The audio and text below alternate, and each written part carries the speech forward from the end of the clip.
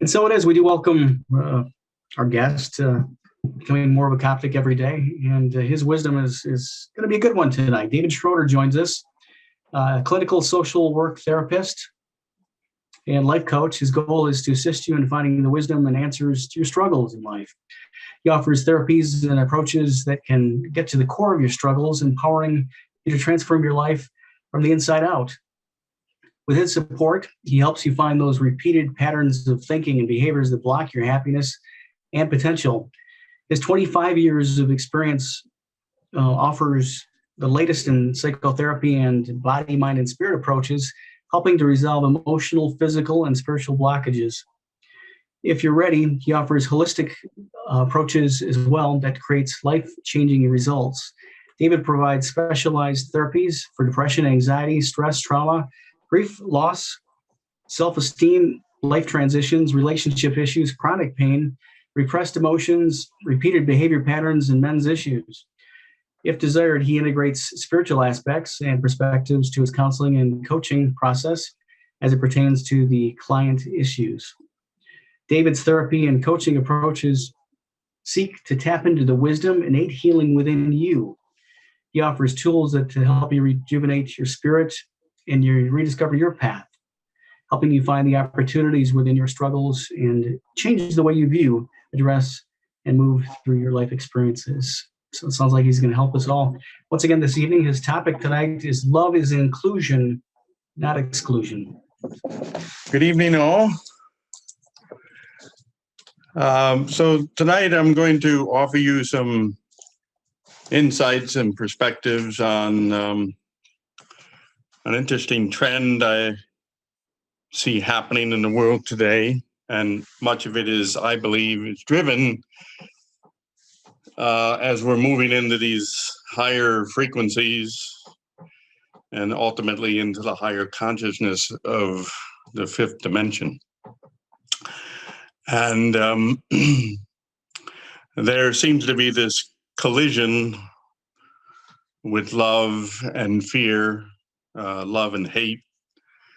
And so I wish to present tonight just some of my own thoughts and perspectives on the whole idea of love is inclusion, not exclusion. And I'd like to start by going back, it's been about 15 years ago now. I attended a workshop in Chicago, and it was presented by a yogi from India, whose name is about a mile long, so I'm not even going to try to butcher it up. But he took us places energetically that were quite profound. And near the end of his program, he gave a very profound statement that still sticks with me today, and to me, it's more profound today than ever before. So I'd like you to just take in these words. Humanity is our uniting religion. Breath, our uniting prayer. And consciousness, our uniting God. When you hear and think of those words and what they mean to you, imagine what it would be like if we could truly believe and, more importantly, live that statement or that philosophy. Many parts of the world, and especially our own country, we seem to be living under this idea of exclusion. That if you don't look like me, if you don't think like me, if you don't believe like me, you're not a part of us, you're not a part of me. And so you're excluded. And it's kind of like a members only club that society has created for itself. And there seems to be a lot more judgment, division, and the need to be right and prove you wrong these days than ever before. And exclusion creates a disconnect and a sense of loneliness and isolation. And believe it or not, the number one illness in the world today is loneliness, social isolation, which is rather fascinating because there are more people on the planet than ever before, and we can interact and communicate with people faster and easier than ever before, all around the world. But yet we seem more isolated and lonely than ever before. As beneficial as this thing called technology is, and we're using it tonight, imagine what we'd all be like in this past year and beyond with the virus if we didn't have the internet, if we didn't have Zoom. How would we have connected?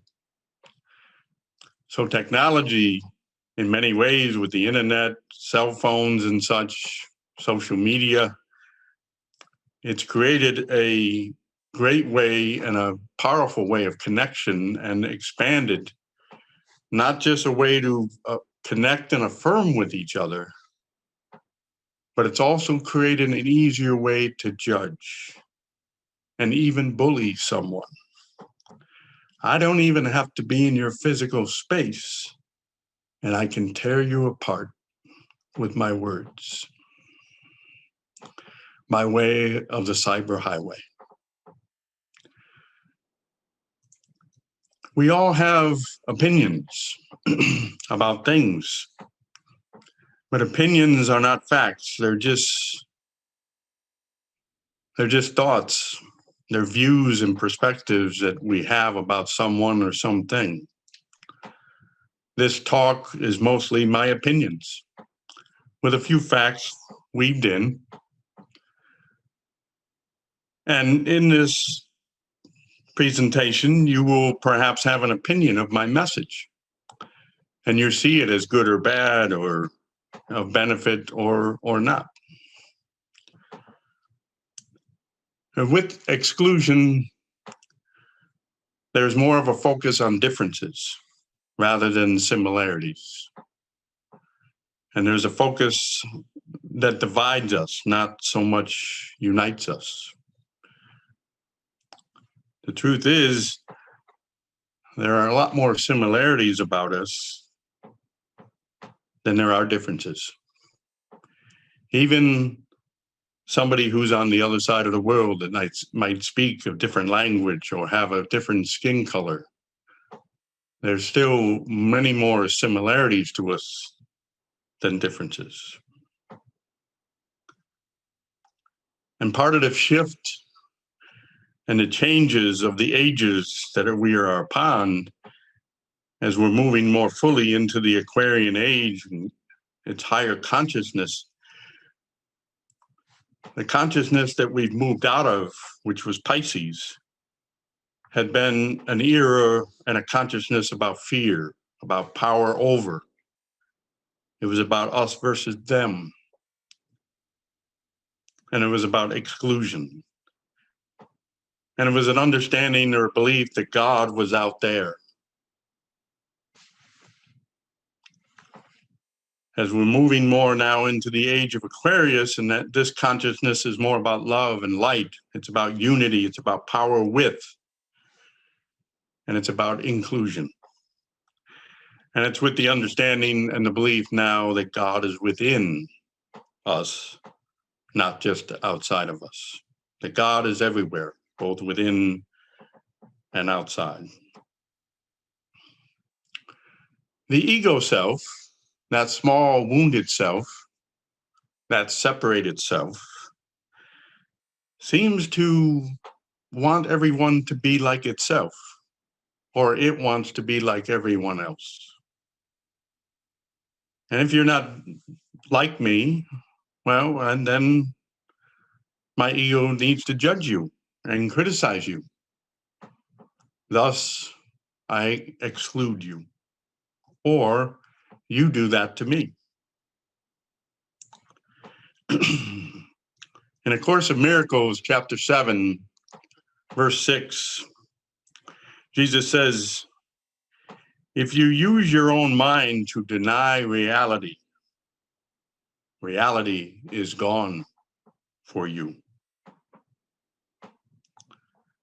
I take that to mean that we're here to acknowledge that the only true mind and reality, the wholeness and inclusiveness, is the one mind of God or source, whatever you choose to name it.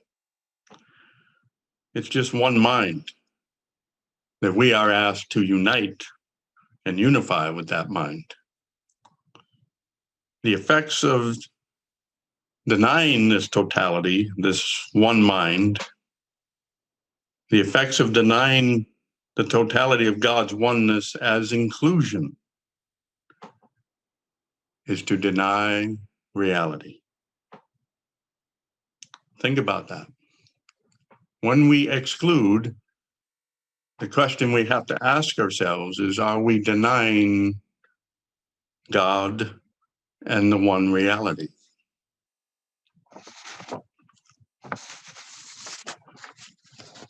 Another quote from ACIM: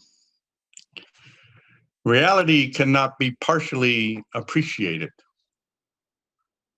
That's why denying any part of it means that you have denied the awareness of all reality.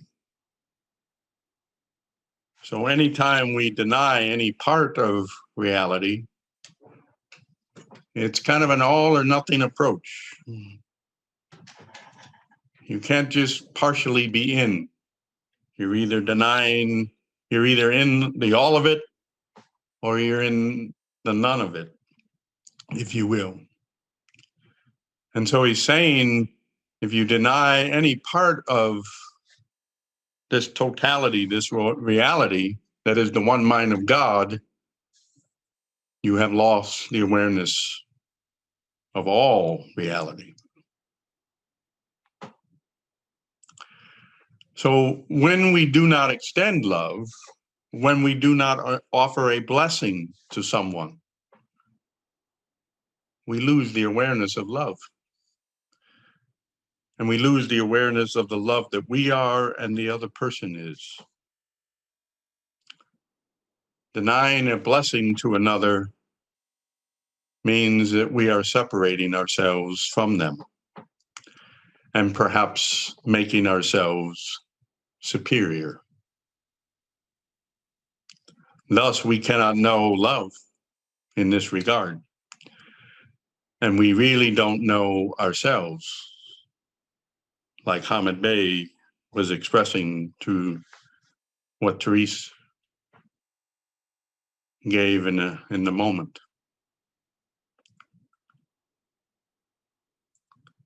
If love is not total, folks, and all inclusive, then we could say it is not love.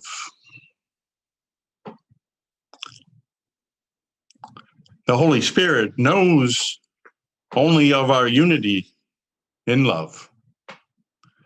It remembers, and more importantly, it reminds us on a daily basis that we are to remain part of the love of God. And love is shared, God's love is shared with all. So it is the all in the all. And it shares all with no exclusion. That's why in God's frame of reference, there's no lack, because everything is shared. Everything is expressed and offered in that sense of oneness.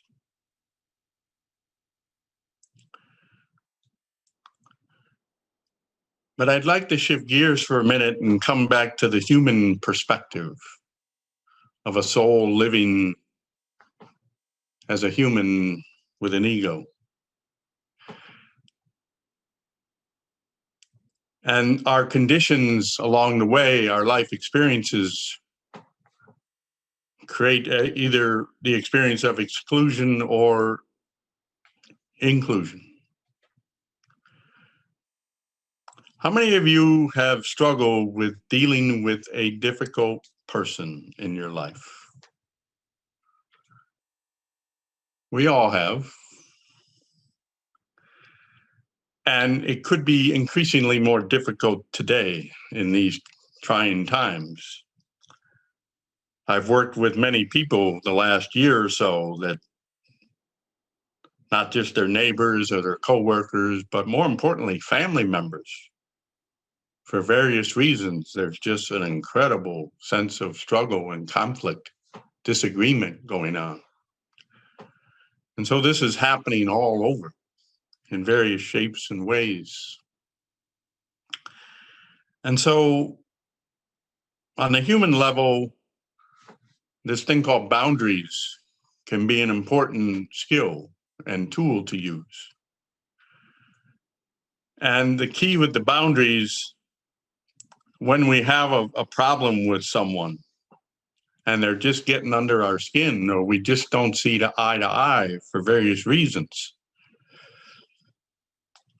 these interactions, our main role is to stay centered in ourselves and not lose ourselves as best we can. And the greater one's spiritual awareness, the better that the person can kind of stay in center and not lose themselves in a difficult interaction.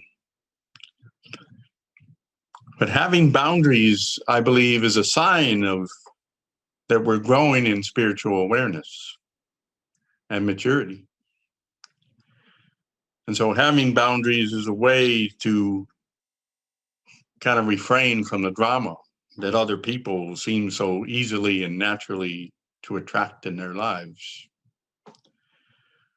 And the boundaries can be a way to create a happier and healthier self. So when we're spiritually aware, we simply begin to lose more of the desire to be around the drama.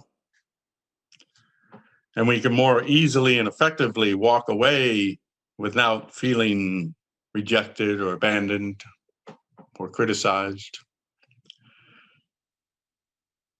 And even if you have to stay in the drama a little bit for whatever reason, you have a greater ability to not lose yourself in it all. And that's what many of the great masters over the centuries have kind of expressed and taught us, the ability to kind of hang in there without losing yourself, even though the people around you might be losing themselves for various reasons. From the soul's perspective, to create a boundary is a way to choose love. Jesus often set boundaries. He would do his ministry during the day for the most part, and then he would often go in seclusion for much of the evening as a way to kind of regroup and commune and communicate with the higher source of himself. And so it was a way of kind of regrouping and recharging so he could take the hits and do his teachings the next day. So I'd like to give you an example in an exaggerated kind of way.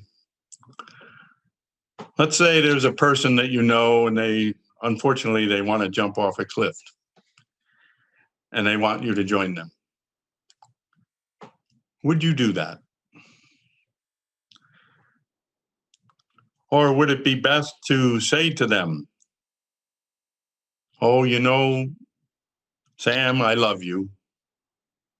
And I thank you for asking me to jump off the cliff with you. But no, thank you. You see, I love myself enough not to jump off the cliff with you. And I'd rather you not jump off the cliff as well because I love you. But I will bless you. And I honor what you would choose to need to do for yourself. And then perhaps to step away. Or in the stepping away, I also call 911. But sometimes all I can do is step away and let that person's soul journey play out as it needs to. As I step away, the important thing to do is when you set the boundary, you offer a blessing. From the energetic highway, you bless them, you send love, you send compassion, acceptance, forgiveness. From your heart to their heart, from your soul to their soul. For they might not want to see it as you would like them to see it. And so that's where the boundary and the blessing can be very healthy for you in the interactions. And there's times in life, either in an individual or a group setting, where we have to set a boundary with someone. And just because they might not really fit in with what's going on, and they might end up being too disturbing. And after a while, it just can't be tolerated anymore. And so we need to do something. And so when you do something that at one level doesn't seem quite so loving, to the energetic highway, send love and light and forgiveness and compassion. For that is something we can do. Pope Francis, it was about a year or so now, he was speaking in an auditorium. And all of a sudden, out of nowhere, this young girl who obviously had some sort of mental and physical disorder came up on the stage and literally got in his face. And the guards were coming to take him away, and he put up his hands and he said, no, no, no, leave her alone. And for the next 5 or 10 minutes, I don't know exactly how long, but this girl just on the stage was a total disturbance and distraction to the Pope. And he let her be. And he continued to give a talk, and his talk shifted somewhat in terms of unconditional love and acceptance. And there was a magic moment there to this young girl that could be taught. To not the audience as well as the Pope. And for his ability to be able to do that, to just let it flow, let it ride, and make it work for everybody, including her, was very powerful and very spiritual, for sure. And it was an honor to watch him operate within that total disturbance and chaos. But he never lost a beat in it all. It was quite profound.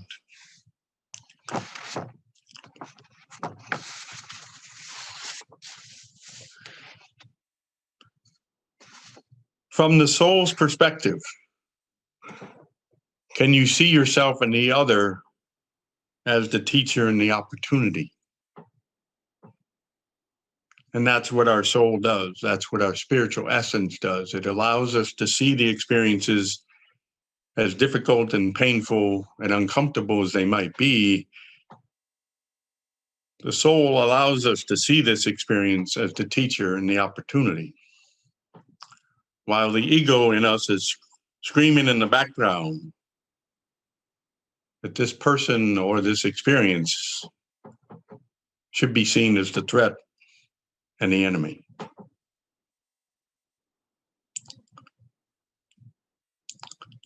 But how the ego sees it as the threat and the enemy, the true reality, God's reality, is that this person is offering us the gift and the opportunity to love ourselves enough to love them in an unconditional way. And it also could be the opportunity to love ourselves enough and to love the other person enough at some point in time, perhaps, to set a boundary. Either way, it's taking the high road for the highest good, with the understanding that we are united in love, light, and higher truth. As you can imagine, in my work for the last 30 plus years and 15 years in private practice as a therapist, there isn't too much I haven't been exposed to or heard or seen in the human condition. And I'd like to just give you some things that have happened this past year with COVID and the Black Lives Matter, and then we had the Capitol riot a few months ago. There's been some Black clients that I've worked with, and this one particular woman, this was about 3 weeks after the Capitol riot. We were having our regular Zoom session, and about 5 minutes or so into the session, she just started venting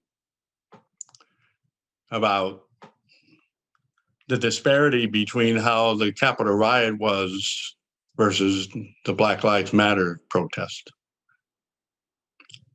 And her anger and frustration of how the Black culture has been treated, not just recently, but for centuries. And I just sat with her, listened, and acknowledged her pain and struggle, and just allowed for space. Not needing to fix anything, not needing to stifle her, which is honor her words and her pain. And at the end of probably 15 or 20 minutes of it, she kind of took a deep breath and said, "David, I apologize. I have no idea where that came from. And I didn't mean to be so harsh." And the very race she was angry at, the very gender she was angry at, she just vented for the last 20 minutes to. And it was an honor. I told her I was blessed that she felt comfortable enough to let loose and just be herself. And I reinforced to her that it wasn't just this current experience that she was venting about. I said, no, this is centuries that has been bottled up, not only in your psyche, but in the consciousness of humanity. So it's okay. I get it. I can never understand it as you understand it because I'm not Black. I'm not a female. But I honor where you're at.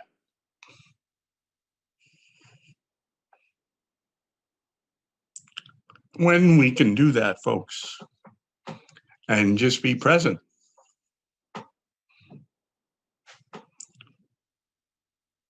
that's what brings us all together.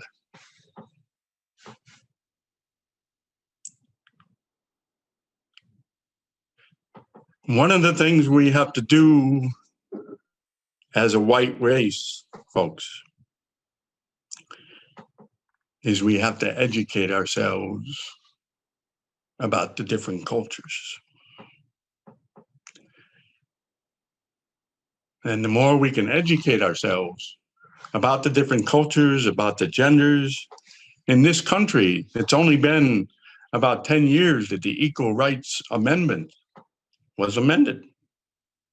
Just 10 years.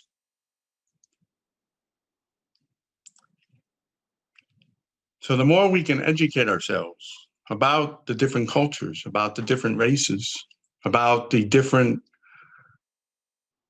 beliefs and such that are going on around the world, that will be a big part of what brings us into more inclusion. The need for exclusion is based on fear and flat-out ignorance. The willingness to include is based on love and acceptance. As fear is the absence of love, to me, judgment is the withholding of love. And judgment is a distorted view of the person or group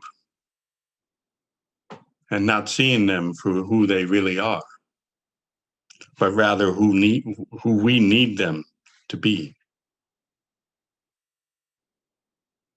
And the reason I'm withholding this acceptance and love toward you is because I deny this acceptance and love within myself.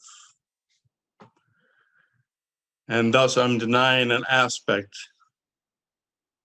of the one mind of God. But it's not just one aspect of God I'm denying the totality of God. Thus, I'm denying my purpose for being here. Exclusion does not want to understand, nor expand or grow. It wants to stay in the comfort zone, in the safety zone, the familiar. The reason in this country, I believe, white supremacy has gotten so strong and become so much hateful now, as much as it was back in the 60s and such, is because our days of being superior in this country are numbered. Within the next 5 to 10 years, we will be the minority in this country. And that's scaring the heck out of us. Inclusion is the desire to be happy. You stand and speak your truth with words of peace, not needing to judge and not needing to persuade. You just speak your truth. And the inclusion is the willingness to step out of our comfort zone, out of the familiar, and take some positive risk in order to grow and evolve in our consciousness and understanding and knowing of love. Many religions around the world are much more about exclusion than inclusion. But true spirituality, like true love, is about inclusion. And that's what Jesus and the other masters were ultimately about.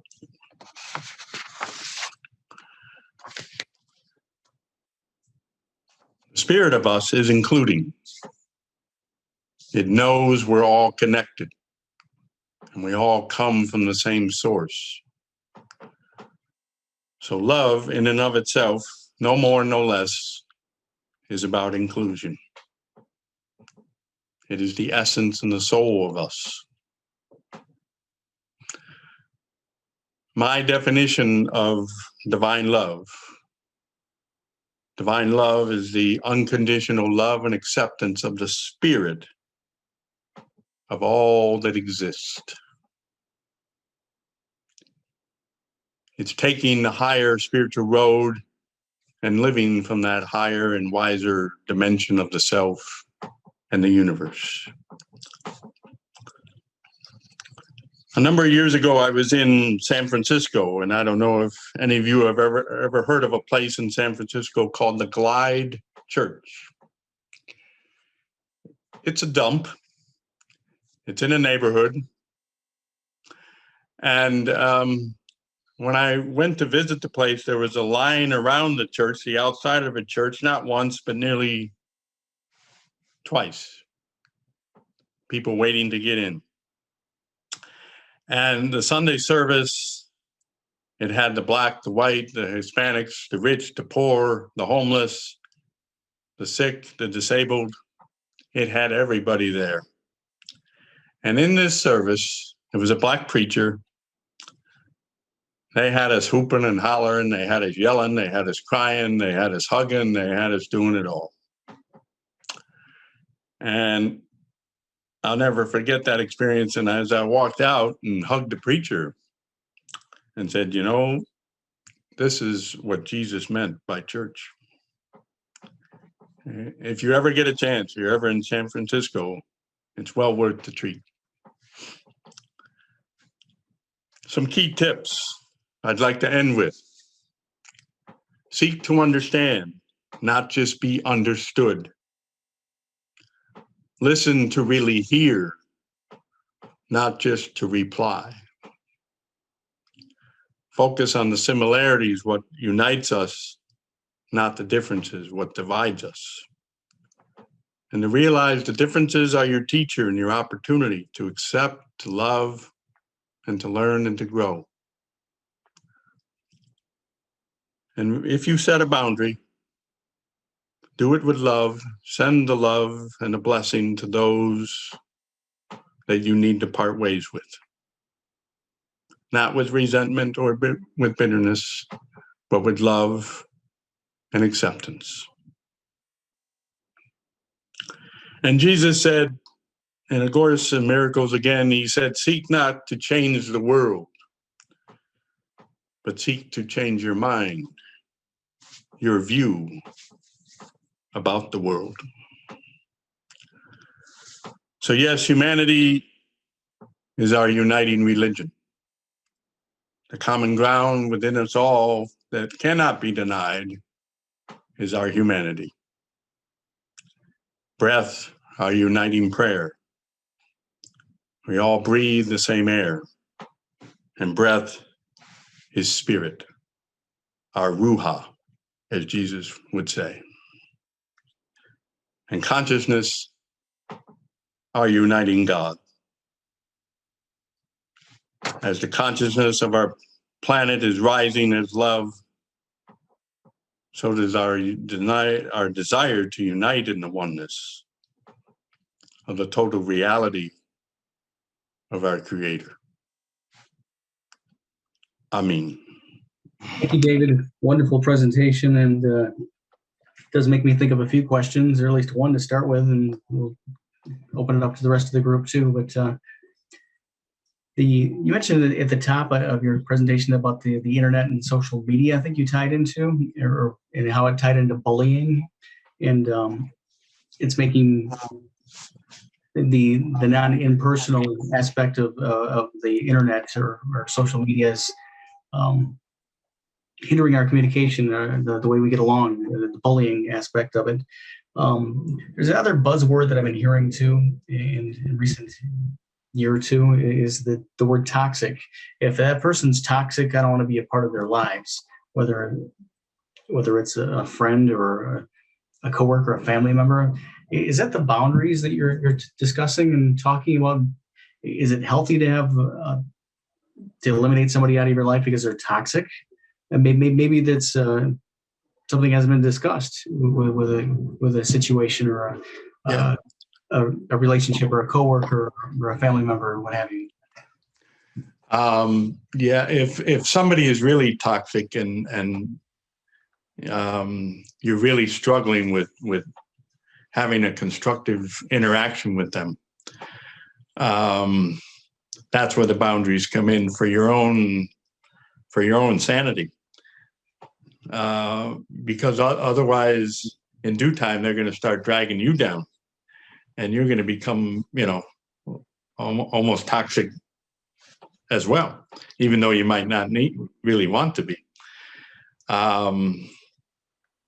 So yeah, in answer to your question, that if it's just not healthy and constructive for you without causing a lot of fanfare and whatever, that's where the boundaries would come in. Yeah. Thank you. Yep. Anybody else have comments, questions for David tonight on his presentation?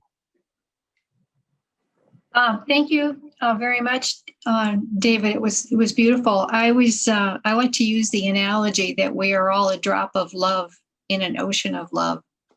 So if we could think of each one of us here and each one of us everywhere as just a drop of love, and we're all part of that ocean, and we're all one. So nothing to hold that person out about, because we're all one. Right. The other thing, and I'll piggyback with Michael's question and the whole thing with boundaries and toxic relationships and such. If you can think of that person that's struggling in however way they might be, that ultimately it's a call for love. I often will say we hurt others because we are hurting in the depths of us. And so a lot of mass shootings and things are basically caused because someone in the depths of them, they're really hurting for whatever reason, and it just hasn't been reconciled. And so they're taking that energy and they're hurting others as a way to kind of reclaim power and a sense of self. But ultimately what it's really about, it's a call for love and connection and acceptance. That and just the ego has gone mad, if you will, and they've lost their way. And one of the things that's happening, especially in Europe and such, the rehabilitation that's going on in with people that do crimes is so much more successful in Europe than it is here, because they've turned it more into a love-based system rather than a punitive system. And so the real rehabilitation has been much more successful in Europe. That's why the crime rates and things like that are so much lower,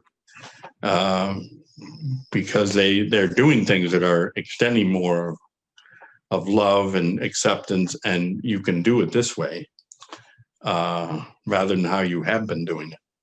So, yeah. David, did you learn anything that you didn't know from the Black lady that ranted about you? Because I just learned a couple of months ago that we in our country had Irish slaves before we had Black slaves, and we treated them worse than the Black slaves. They were like dogs to the Black slaves. I never knew that, and I don't know if I want to learn about it. I mean, that's a guilt that I didn't know that. I never knew that at all. And all I know is it must have been in New England, partly because I know the Kennedy family background.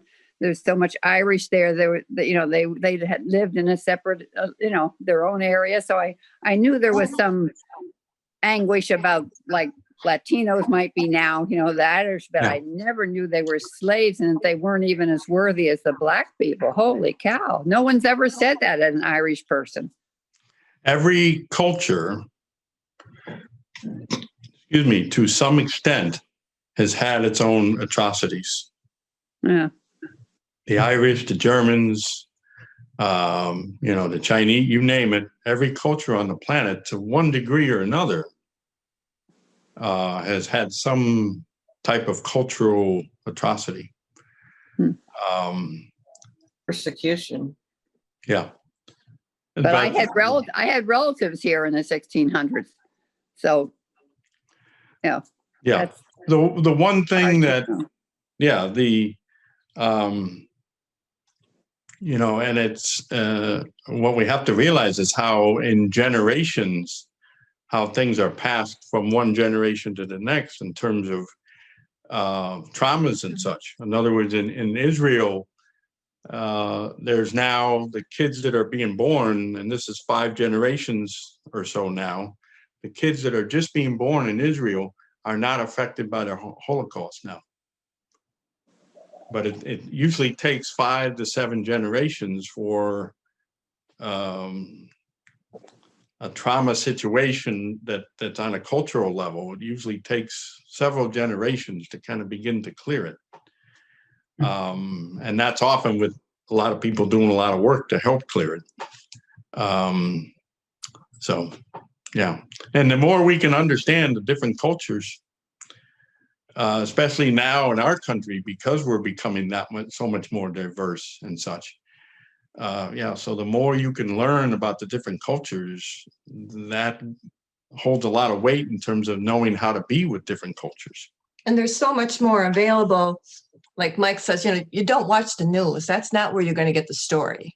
There's, we like Gaia. What did we watch? Something called Amends, which was great on Netflix. That the true history, that has now people are finally telling us what's been happening.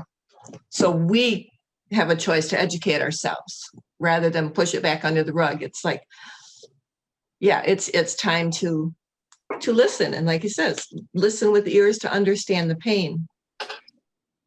It hurts to watch it, but Yeah. That documentary, it's on Netflix, is very powerful. Very well done. Will Smith is the main narrator, but it weaves in a lot of people. But it's all about not just the Black culture, but the female and the whole, not just racial equality, but gender equality, and how our own Constitution, our amendments have done the exact opposite for both females and the Black or any other cultures that's not white. Indigenous. Yeah, indigenous. Yeah. And to think of the the ERA, the Equal Rights Amendment, it only came to be, and I think it was it's only been about 10 years, believe it or not. The Equal Rights Amendment for women still hasn't been passed. I thought it had. Still hasn't, Barbara? I No, thought it No, had it been. still hasn't. no, Okay. there are 2 states more that need to sign it for it to go They in. knew. Okay. All right. Wow. Okay. But in this day and age, yeah, and we're still battling these things, these issues. Yeah. We still have slavery in the form of human trafficking and Yeah. in Yeah. farm workers. And there are just a number of things that we don't think about because we don't see. They're not right in front of us, Yeah. or they are in front of us and we don't recognize them. Or we don't want to. Right. Just that ignorance. Yeah.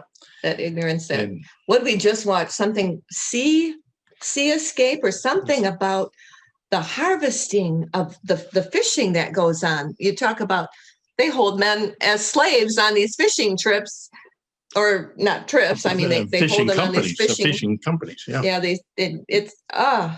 there is an education going on of understanding how all this needs to stop. Yeah. We need to be kind. So yes. Needs to come out too, so you can correct it, so the world can have their eyes open and say, wait a second. Exactly. Yeah. They say that label on dolphin safe tuna. That's not true. It's money that's bought a label that's not telling you the truth. And so, we have to somehow and speak with our dollars, not buy things that are not healthy, harvested in a humane way. Yeah. So we need to ask questions more, really open our eyes. Well, it's education and,